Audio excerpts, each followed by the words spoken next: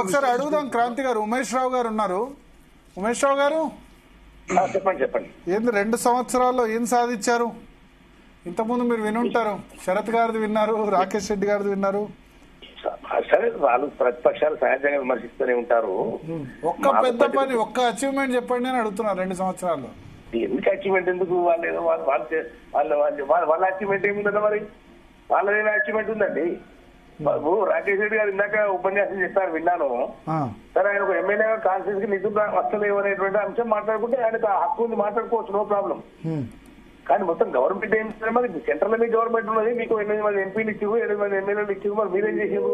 మొన్న బడ్జెట్ లో ఏమో ₹8 తీసుకొచ్చారు. మొన్న బడ్జెట్ లో మీరు ఏ ప్రాజెక్టులు ఇచ్చారు?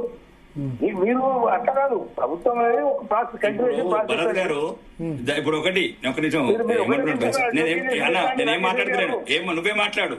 అదే గ్లోబల్ సమిట్ ఒక్క నిమిషం ఉమేష్ అన్న, నువ్వే మాట్లాడు. నేను ఏమంటున్నా అంటే ఒక్క నిమిషం నేను కాంట్రవర్సీ వస్తలేను, ఇంటర్ఫేర్ అవుతలేను. నేను ఏమంటున్నా అంటే ఇది గ్లోబల్ సమిట్ రేవంత్ రెడ్డి 2 సంవత్సరాల పరిపాలన తెలంగాణ రాష్ట్రం గురించి, ఇక దేశం గురించి మాట్లాడుతూ నేను రేపటి నుంచి మొదలు పెడతాను. గంట చెప్పిన Jagtial road, Mancherial road, regional ring road 16,000 కోట్లు, కాజీపేట పోస్ట్. నేను చెప్తానా, ఇప్పుడు మనం మాట్లాడేది రేవంత్ రెడ్డి పరిపాలన, కాంగ్రెస్ పరిపాలన 2 సంవత్సరాల global summit discussion. Rakesh Reddy గారు చూసాం కదా, మీరు వినండి, మీరు ఒకటే మాట్లాడుతూ అది వినండి సార్. చెప్పండి మీరు చెప్పండి. మీ ప్రతాపం జూబ్లీహిల్స్ చూసాం కదండి, మీ ప్రతాపం డిపాజిట్ పోయింది మీ సెంట్రల్ మినిస్టర్ గల్లీలో ముఖ్యమంత్రి. కాంగ్రెస్ అంటేనే ముస్లిం, కాంగ్రెస్ అంటేనే ముస్లిం, ఈ మాటలు మాట్లాడతారు ముఖ్యమంత్రి. గల్లీలో మాట్లాడతలేరు.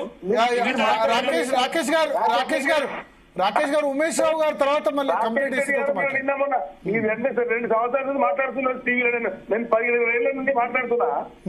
నేను కూడా అడ్డం రావచ్చు, నాకు కూడా అడ్డం రావచ్చు. డిబేట్ లో అట్లా పద్ధతి కాదు. వినండి సార్, వినండి. మీరు ఆత్మవిమర్శ చేసుకోండి. మీరు ఏదో పెద్ద ఉపన్యాసం చెప్పగా అయిపోదు కదా, ఉపన్యాసం చెప్పగా మీరు పార్లమెంట్ మెంబర్లు 8 మంది నుండి 8 వింటున్నారనే మరి. వింటున్నా మీరు చెప్పండి మాట్లాడండి. ఈ పార్లమెంట్ మెంబర్ 8 మంది నుండి మీరు ఏసీ లేదు, చివరికి మీరు డిప్యూటీ వచ్చే రిజల్ట్ ఏది? దానిలో మాట్లాడండి. ప్రజాభిప్రాయం బట్టి మనం ఎదుర్కోవాల్సి వస్తుంది. మేము 2 సంవత్సరాలు ఏం చేస్తున్నాము, ఏం చేస్తుంది? ప్రజలకు కావాలి సాటిస్ఫాక్షన్. మీ బీజేపీలో సాటిస్ఫాక్షన్ ఉండకపోవడం మాకు సంబంధం లేదు. ప్రజల సాటిస్ఫాక్షన్ ఏంటి? ఊరుకోడా భరత్ గారు? లేదు, ఆయన మాట్లాడట్లేదు. మీరు మాట్లాడండి, ఆయన మాట్లాడట్లేదు. నేను ఒకటే చెప్తున్నా, నువ్వు ప్రజలు మ్యాండేట్ ఇచ్చింది 5 సంవత్సరాలు. మాకున్న పరిధిలో, మాకున్న పరిమితుల ప్రకారం ప్రభుత్వం రాష్ట్ర అభివృద్ధి కోసం కృషి చేసే సంక్షేమ పథకాలు కానీ, అభివృద్ధి పథకాలు కానీ రాష్ట్ర ప్రభుత్వం తీవ్రంగా ప్రయత్నం చేస్తోంది. ముఖ్యమంత్రి గారు కానీ, మంత్రివర్గం కానీ ప్రతి విషయంలో నిరంతరం కృషి చేస్తున్నది రాష్ట్ర అభివృద్ధి కోసం. ఇదంతా ప్రజలకు కనబడతలేదా? మేము చేసే కృషి ప్రజలకు కనబడుతుంది. ప్రజలు సంతృప్తి చెందాలా, ప్రతిపక్షాలు సంతృప్తి చెందకపోతే మేము ఏం చేయలేదని. ప్రజలు సంతృప్తి చెందాలి. సరే, ప్రతి అంశం ప్రతి ఇష్యూ మాట్లాడగలుగుతాం మేము. నేను ఇప్పుడు లైవ్ నేను స్టూడియోలోకి వస్తే అన్ని విషయాలు చెప్తుండే. నేను ఫోన్ లో ఉన్నా కాబట్టి అన్ని చెప్పలేను. స్టూడియోలోకి వస్తే అన్ని విషయాలు చెప్తాం, లెక్కలతో సహా చెప్తాం. నేను చేసి 2 సంవత్సరాలు నేను చేసే అభివృద్ధి ప్రజలకు కనబడుతుంది, అందరికి కనబడుతున్నది. మీరు చెప్పగలరు అంటే ఒకటి 2 చెప్పొచ్చు కదా. వినండి సార్, మేము ఒక గ్లోబల్ సమ్మిట్ పెట్టాము ఇక్కడ. తెలంగాణ అభివృద్ధి దృష్టిలో పెట్టాము. కేంద్ర ప్రభుత్వం కదా బాధ్యత గల ప్రభుత్వం అయితే మీకు ఇక్కడ మ్యాండేట్ కూడా ప్రజలు ఇచ్చారు కదా.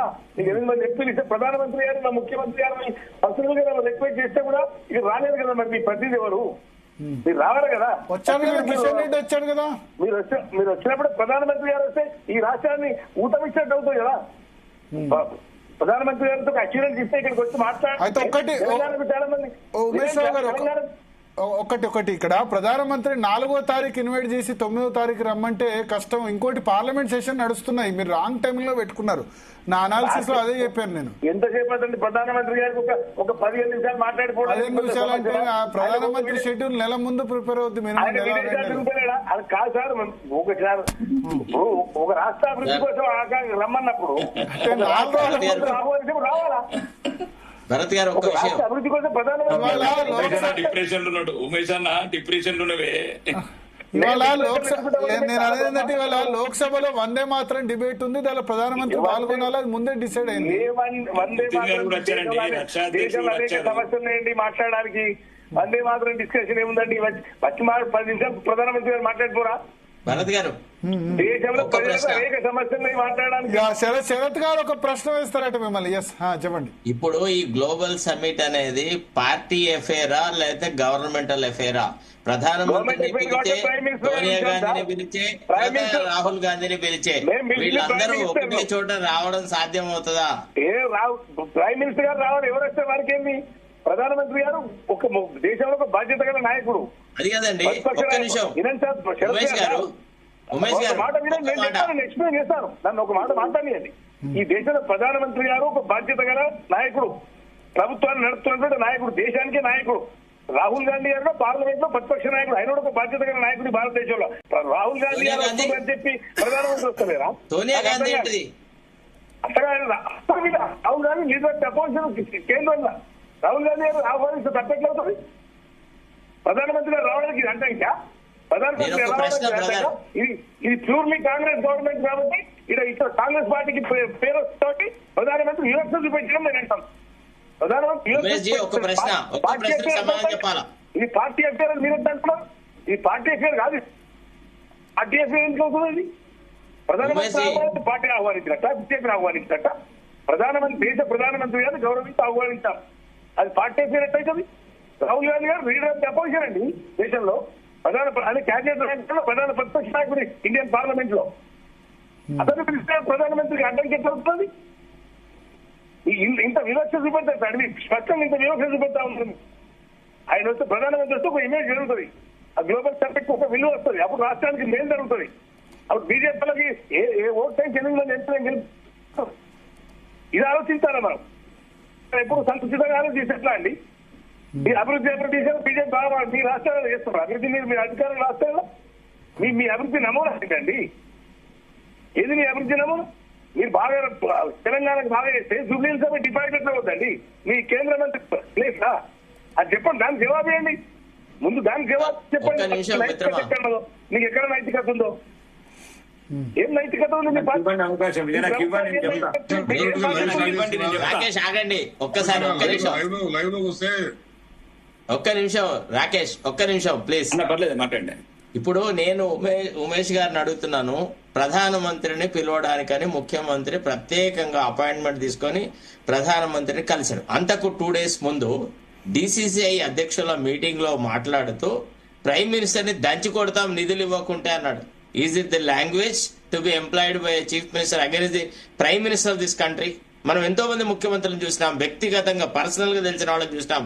ఎప్పటి నుంచి ఇప్పుడు ప్రతిపక్ష పార్టీ ప్రభుత్వంలో రాష్ట్రంలో అధికారంలో ఉండడం, కేంద్రంలో ఇంకో పార్టీ ఉండడం అనేది డాక్టర్ చెన్నారెడ్డిలప్పటి నుంచి మొదలైంది.